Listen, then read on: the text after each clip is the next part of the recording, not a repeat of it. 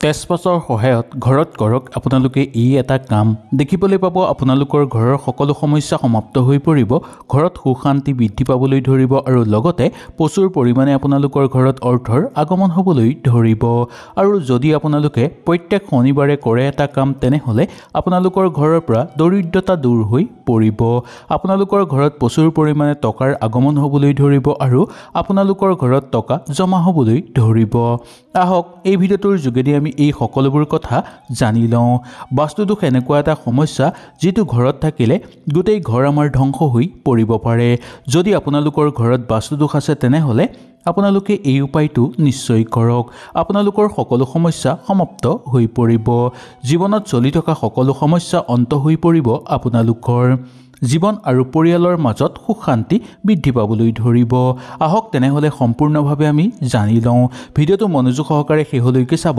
তেতিয়াহে আপোনালোকে সুন্দৰভাৱে বুজি পাব আৰু যদি ভিডিঅ'টো ভাল লাগে লাইক এটা কৰি আমাৰ মনোবল বঢ়াব আৰু আপোনালোকৰ বন্ধুবৰ্গৰ লগত শ্বেয়াৰ কৰি তেওঁলোককো উপকৃত কৰিব ঘৰত বাস্তুদোষ বহু কাৰণত হ'ব পাৰে সেই কাৰণবোৰ আমি বুজি লোৱাটো উচিত তেতিয়াহে আমি ইয়াৰ উচিত প্ৰতিকাৰ লাভ কৰিব পাৰিম যদি বুজি নাপাওঁ তেনেহলে ইয়াৰ প্ৰতিকাৰ আমি যিমানেই নকৰোঁ কিয় তেনেহলে কেতিয়াও সেই প্ৰতিকাৰ আমি সমাপ্ত কৰিব নোৱাৰিম আৰু কেতিয়াও আমাৰ ঘৰত সুখ শান্তি নহ'ব আৰু কেতিয়াও আমাৰ ঘৰত টকাৰ অভাৱ দূৰ নহ'ব বাস্তুশাস্ত্ৰত ইয়াৰ প্ৰতিকাৰ সম্পূৰ্ণভাৱে দিয়া আছে এই প্ৰতিকাৰ যদি আপোনালোকে সঠিক নিয়ম মানি কৰে তেনেহলে আপোনালোকৰ জীৱনৰ পৰা সকলো সমস্যা দূৰ হৈ পৰিব ঘৰত প্ৰচুৰ পৰিমাণে অৰ্থৰ আগমন হ'বলৈ ধৰিব আৰু শত্ৰুৰ পৰাক্ৰম কমিবলৈ ধৰিব আৰু ঘৰত সদায় সুখ শান্তি বিৰাজ হ'বলৈ ধৰিব সেই কাৰণে বাস্তুশাস্ত্ৰৰ এই প্ৰতিকাৰবোৰ আমি জনাটো দৰকাৰ আৰু ইয়াৰ উপৰিও সঠিকভাৱে আৰু নিয়ম মানি আমি এই বাস্তু প্ৰতিকাৰ কৰাটো দৰকাৰ যদি আপুনি আৰ্থিক সমস্যাত ভুগি আছে বা আপোনালোকৰ ঘৰত যদি অৰ্থ জমা নহয় বা ঘৰত যদি বাস্তুদোষ হৈ আছে তেনেহলে তেজপাতৰ সহায়ত কৰক আপোনালোকে এই এটা প্ৰতিকাৰ আপোনালোকৰ সকলো সমস্যা সমাধান হৈ পৰিব তেজপাতে সকলো সমস্যা দূৰ কৰিব আৰু ঘৰত থকা সকলো বাস্তুদোষ আপোনালোকৰ নোহোৱা হৈ পৰিব ঘৰৰ পৰিৱেশ শক্তিশালী হৈ পৰিব ইয়াৰ কাৰণে প্ৰয়োজন হ'ব আপোনালোকৰ এটা প্ৰদীপ মানে এগছি চাকি বন্তি আৰু সৰিয়হৰ তেলৰ চাকি বন্তি হলে বেছি ভাল হ'ব 11টা লং লাগিব আৰু এটা লাগিব তেজপাত এইকেইটা বস্তু হলেই আপোনালোকে ঘৰতে এই প্ৰতিকাৰ কৰি ল'ব পাৰিব প্ৰতিকাৰটোত কি লাগিব আকৌ এবাৰ মই আপোনালোকক কৈ দিছো প্ৰতিকাৰটোত 3টা বস্তু লাগিব এগছি চাকি বন্তি লাগিব যি চাকি বন্তিত সৰিয়হৰ তেল দিয়া হ'ব লাগিব 11টা লং লাগিব আৰু এটা লাগিব তেজপাত এইকেইটা বস্তু হলেই আপোনালোকে ঘৰতে সুন্দৰভাৱে এই প্ৰতিকাৰ কৰি ল'ব পাৰিব প্ৰথমতে সৰিয়হ তেলৰ এগছি চাকি বন্তি আপোনালোকে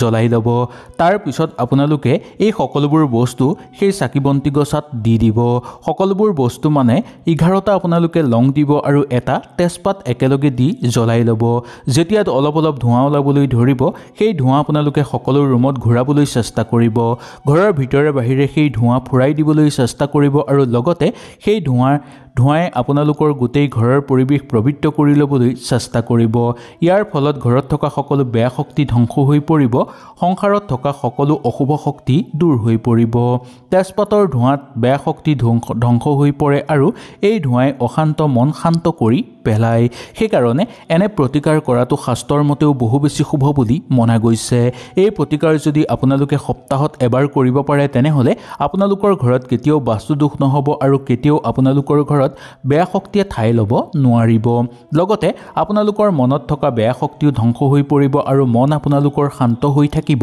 সদায় বাস্তুশাস্ত্ৰৰ অনুসৰি কফু আৰু লং একেলগে জ্বলাই লোৱাটো বহু বেছি শুভ বুলি মনা গৈছে এক টুকুৰা বা 2 টুকুৰা জ্বলোৱা কফু আনি আপোনালোকে ঘৰত জ্বলাব তাৰ ওপৰত আপোনালোকে 2টা বা 3টা লং দি একেলগে জ্বলাই ল'ব এনে কৰিলে আপোনালোকৰ বহু বেছি শুভ হ'ব এনেকৈ আপোনালোকে কৰিলে আপোনালোকৰ ঘৰৰ পৰিৱেশ পবিত্ৰ হৈ পৰিব কফু আৰু লং যেতিয়া একেলগে জ্বলাই ল'ব তাৰ পৰা যি ধোঁৱা ওলাব সেই ধোঁৱা পৰিৱেশ বহু পবিত্ৰ কৰি তোলে আৰু আপোনালোকৰ ঘৰৰ সকলো সমস্যা সমাপ্ত কৰি তুলিব শৰীৰত যদি আপোনালোকৰ বেয়া ৰোগ আছে সেই ৰোগৰ প্ৰতিকাৰ হিচাপে ই কাম কৰিব ৰোগ নিৰাময় কৰিব নোৱাৰিলেও ৰোগৰ প্ৰতিৰোধ ক্ষমতা শক্তিশালী কৰি তুলিব। সেইকাৰণে আপোনালোকে লং আৰু কফু ঘৰত সপ্তাহত এবাৰ জ্বলাবলৈ চেষ্টা কৰিব। এনে কৰাৰ উপৰিও আপোনালোকৰ ঘৰত দেখিবলৈ পাব যে ভাল শক্তি সঞ্চাৰণ কৰিবলৈ ধৰিব আৰু আপোনালোকৰ ঘৰত সুখ শান্তি বিৰাজ হ'বলৈ ধৰিব। ঘৰত চলি থকা সকলো সমস্যা সমাপ্ত হৈ পৰিব। প্ৰতি শনিবাৰে 5টা আপোনালোকে তেজপাত ল'ব আৰু ইয়াৰ লগত ল'ব 5টা শুকান জলকীয়া। কোনো এটা পাত্ৰত লৈ শুকান জলকীয়া আৰু তেজপাত আপোনালোকে একেলগে জ্বলাই ল'ব। জ্বলোৱাৰ পিছত এই ধোঁৱা আপোনালোকে ঘৰৰ সকলো ৰুমতে ফুৰাই দিব।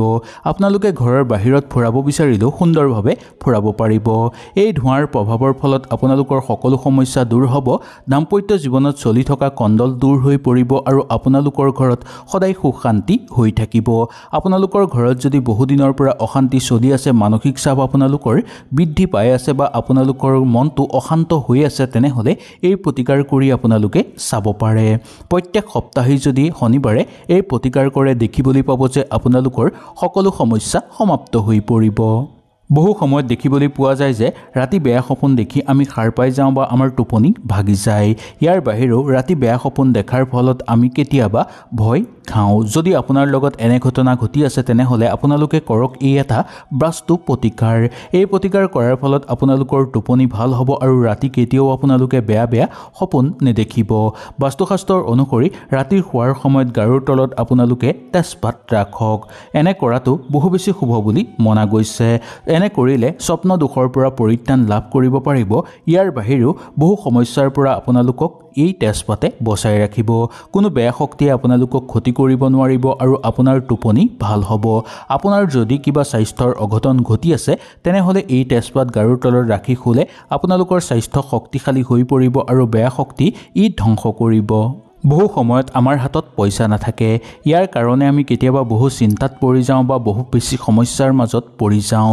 বহু বেছি উপাৰ্জন কৰাৰ পিছতো আমি পইচা জমা কৰি ৰাখিব নোৱাৰোঁ। কেনি পইচা খৰচ হৈ যায় আমি গমেই নাপাওঁ। এনেবোৰ কাৰণত আপোনালোকে ঘৰত এটা প্ৰতিকাৰ কৰি চাব পাৰে। তেজপাতৰ সহায়ত যদি আপোনালোকে এই এটা প্ৰতিকাৰ কৰে দেখিবলৈ পাব যে আপোনালোকৰ সকলো সমস্যা দূৰ হৈ পৰিব। ইয়াৰ কাৰণে আপোনালোকে প্ৰত্যেক শুক্ৰবাৰে তেজপাতৰ সহায়ত কৰক আপোনালোকে এটা প্ৰতিকাৰ। আৰ্থিক সমস্যা আপোনালোকৰ কমিবলৈ ধৰিব। প্ৰতি শুক্ৰবাৰে এটা তেজপাতৰ পিছত লৈ আপোনালোকে কৰক এই কাম। এটা তেজপাত আপোনালোকে প্ৰত্যেক শুক্ৰবাৰে ল'ব। আগবেলাৰ সময়টো ল'ব পাৰে বা সন্ধ্যাৰ সময়তো ল'ব পাৰে। বিশেষকৈ যদি আগবেলাৰ সময়ত ল'ব পাৰে তেনেহ'লে বেছি ভাল বুলি মনা গৈছে। সেই তেজপাতটো লোৱাৰ পিছত মা লক্ষ্মীৰ চৰণত ৰাখি আপোনালোকে মা লক্ষ্মীক স্মৰণ কৰিব। তাৰ পিছত সেই তেজপাতটো আপোনালোকে ঘৰৰ বেৰতো লগাই ৰাখিব পাৰে, নাইবা আপোনালোকে পইচা থোৱাৰ জেগাতো ৰাখিব পাৰে। ইয়াৰ বাহিৰেও আপোনালোকে বিচনাৰ তলতো ৰাখিব পাৰে। গাৰুৰ তলত নহয়, কিন্তু বিচনাৰ তলত বা তুলিৰ তলত ৰাখি শুব পাৰে। এনে কৰিলে আপোনালোকৰ আৰ্থিক সমস্যা দূৰ হৈ পৰিব। ঘৰত অৰ্থ জমা হ'বলৈ ধৰিব আৰু প্ৰচুৰ পৰিমাণে ঘৰত অৰ্থ অহাৰ বাট মুকলি হৈ পৰিব। হয়তো আপোনালোকে সুন্দৰভাৱে এই ভিডিঅ'টোৰ যোগেদি বুজি পালে। যদি কিবা অসুবিধা পালে নিশ্চয় মোক তলত কমেণ্ট কৰি জনাব। ইয়াৰ পিছৰ ভিডিঅ'টোতে মই আপোনালোকৰ কাৰণে আপোনালোকৰ সমস্যাটো হৈ এটা ভিডিঅ' লৈ আহিম। তেনেহ'লে আজিলৈ আপোনালোকৰ ওচৰৰ পৰা বিদায় লৈছোঁ। কালিলৈ পুনৰ আপোনালোকক লগ পোৱাৰ প্ৰতিশ্ৰুতিৰে আজিলৈ নমস্কাৰ।